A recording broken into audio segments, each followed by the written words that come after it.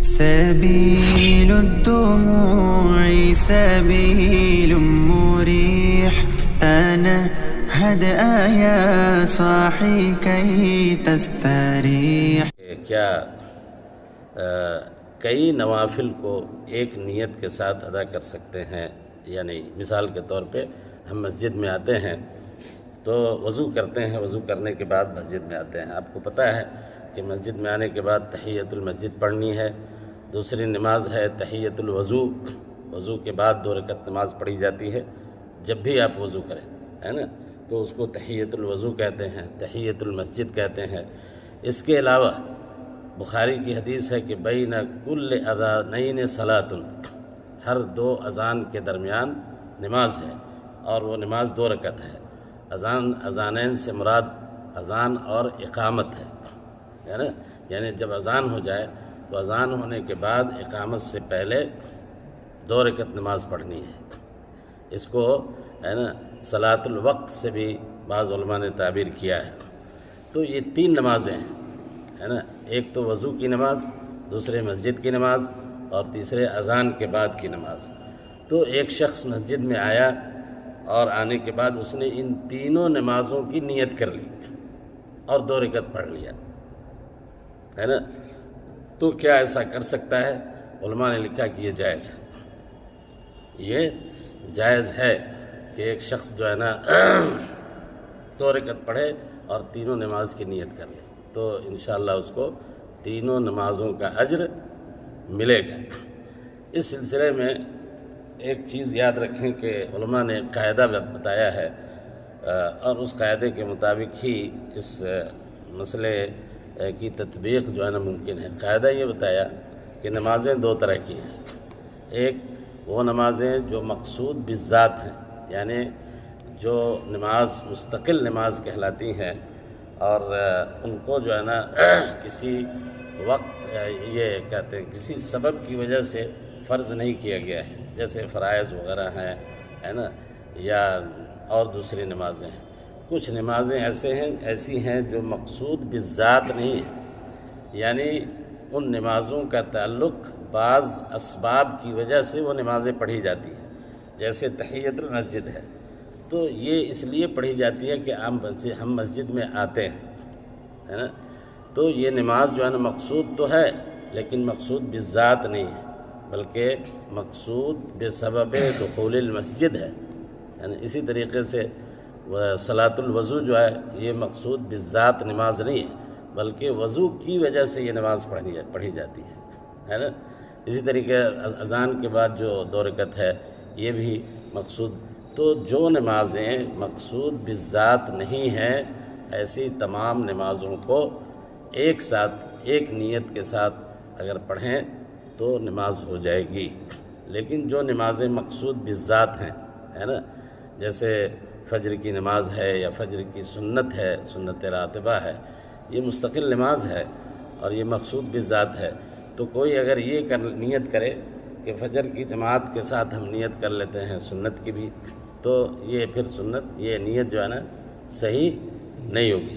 یا مثال کے طور پہ کسی کی فجر کی سنت چھوٹ گئی اور سورج نکلنے کے بعد اس نے سوچا کہ 2 نمازیں پڑھ لیں ایک نیت سے، تو صلاۃ الضحیٰ چاشت کی 2 رکعت نماز جو ہے وہ اس کی نیت کر لی اور فجر کے سنت کی بھی نیت کر لی، یعنی ایک ہی ساتھ. تو یہ صحیح نہیں ہے، اس لیے کہ صلاۃ فجر کی جو سنت ہے وہ مقصود بالذات مستقل نماز ہے، اس لیے اس کو کسی دوسری عبادت کے ساتھ جوڑ کر کے آپ نہیں پڑھ سکتے ہیں. یہ قاعدہ علماء نے بنایا ہے اور اس قاعدے کے مطابق کہا ہے کہ ایسی نمازیں جو مقصود بالذات نہیں ہیں ایک ہی نیت کے اندر کئی نمازوں کو آپ شامل کر سکتے ہیں اور اس کا ثواب انشاءاللہ ملے گا. یعنی مسجد میں آنے کے بعد آپ کو 6 رکعت نماز پڑھنی ہوتی، 2 رکعت صلاۃ الوضو، 2 رکعت تحیۃ المسجد، 2 رکعت پھر اذان کے بعد. تو یہ 6 رکعت پڑھنے کے بجائے آپ 2 رکعت پڑھیں لیکن نیت کریں گے تب.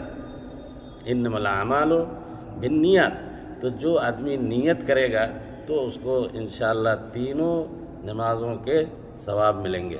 اس کے دلائل کیا ہیں، کن دلائل کی بنیاد پہ علماء نے اس کو جو ہے نا مشروع قرار دیا ہے، تو اس کے دلائل لوگوں نے بیان کیے۔ پہلی دلیل تو یہ حدیث ہے، مشہور حدیث ہے بخاری کی کہ انما الاعمال بالنیات وانما لکل امرئ ما نوی، انما لکل امرئ ما نوی، انسان جس چیز کی نیت کرتا ہے اللہ تعالیٰ اس کے مطابق اس کو اس کا اجر دیں گے۔ تو انسان کو یہ اختیار حاصل ہے اس حدیث کے مطابق کہ وہ بیک وقت جو ہے نا کئی چیزوں کی یا کئی عبادتوں کی نیت کر سکتا ہے۔ عبادات کے اندر نیت کو جمع کرنے کا ثبوت اور بھی حدیثوں میں ہے۔ مثال کے طور پہ اللہ کے نبی صلی اللہ علیہ وسلم نے حج کیا تو آپ نے حج کے ساتھ عمرہ کی بھی نیت کی اور دونوں کے لیے تلبیہ آپ نے ایک ساتھ پڑھا، اللہم لبیک حجن و عمرتن۔ دونوں الگ الگ عبادتیں ہیں، حج الگ عبادت ہے، عمرہ الگ عبادت ہے، لیکن دونوں کی نیت اللہ کے نبی صلی اللہ علیہ وسلم نے ایک ساتھ کی۔ اسی طریقے سے آپ شادی کرتے ہیں، شادی میں اگر آپ کی نیتیں کئی جو ہے نا شامل ہو جائیں تو شادی کے ثواب کئی گنا بڑھ جائیں، ہے نا۔ مثال کے طور پہ ہم یہ نیت کریں کہ اس سے کیا کہتے ہیں اس کو، اعفاف، پاک دامنی، یعنی تاکہ ہم حرام کام سے بچیں، زناکاری سے بچیں، یہ ہماری نیت ہے شادی کی۔ ایک دوسری نیت غض بصر کی ہے، جس کے بارے میں قرآن نے اللہ تعالیٰ نے قرآن میں کہا ہے اور بہت اہم حکم ہے۔ تو ہم شادی اس لیے بھی کرتے ہیں کہ پاک دامنی اختیار کرے، اس لیے بھی کرتے ہیں کہ ہم جو ہے نا غض بصر پہ عمل کر سکیں شادی کی وجہ سے، اور تیسرے ہم اس لیے کرتے ہیں تاکہ اس سے ہم اولاد حاصل کریں، ہے نا، نسل کی افزائش جو مطلوب ہے اسلام میں۔ یہ تینوں کام الگ الگ اسلام میں مطلوب ہیں اور تینوں کے لیے الگ الگ حدیث ہے، ثواب الگ الگ بیان کیے گئے ہیں۔ ایک آدمی اگر شادی کرے، نکاح کرے اور ان تینوں کی نیت کرے، ہے نا، تو انشاءاللہ اس کو ان تینوں کا ثواب، ان تینوں اعمال کا ثواب ایک ہی عمل کے اندر مل سکتا ہے نا، بشرطے کہ وہ اس کی نیت کر لے، ہے نا۔ اسی طریقے سے بخاری کے اندر حدیث ہے کہ الخیل لثلاثۃ، ہے نا، لرجل اجر و لرجل ستر و علیہ وزر۔ گھوڑا جو ہے نا اس میں تین طرح کے فائدے ہیں۔ پہلا یہ کہ ایک انسان کے لیے یہ باعث ثواب ہے، گھوڑا پالنا کیا ہے، باعث ثواب ہے، اور دوسرا یہ کہ یہ انسان کے لیے ستر کا کام کرتا ہے، یعنی اس کو دشمنوں سے اس کی حفاظت کرتا ہے، بچاتا ہے، اس کے ذریعے مقابلہ دشمنوں کا کیا جا سکتا ہے۔ تو یہ دونوں عمل دیکھیے، ہے نا، ایک تو کسب معاش اور دوسرا جو ہے نا دشمن سے اپنی حفاظت، ہے نا، اور جہاد میں اس کو استعمال کرنا، یہ سارے کئی اعمال ہیں، سب کے فضائل الگ الگ ہیں، اور اللہ کے نبی نے اس ایک جانور کے اندر ان تمام فضائل کو، ان تمام نیتوں کو اکٹھا کر دیا ہے۔ تو اس طرح کی جو عمومی روایات ہیں جن میں ایک عمل کے لیے کئی نیتوں کو ایک ساتھ جو ہے نا جمع کرنے کا ثبوت ہے، انہی دلائل کی بنیاد پہ علماء نے یہ کہا کہ وہ ایسی نمازیں جو مقصود بالذات نہیں ہیں بلکہ کسی سبب کی وجہ سے یا کسی عمل کے ساتھ اس نماز کو مقید کیا گیا ہے، مسجد کے ساتھ، وضو کے ساتھ یا اذان کے ساتھ، ایسی نمازوں کو ایک ہی نیت سے اگر انسان پڑھے تو پڑھ سکتا ہے اور انشاءاللہ اس کو ان ساری چیزوں کا ثواب ملے گا۔ وصلی اللہ تعالی علی نبینا محمد وعلی آلہ وصحبہ وسلم۔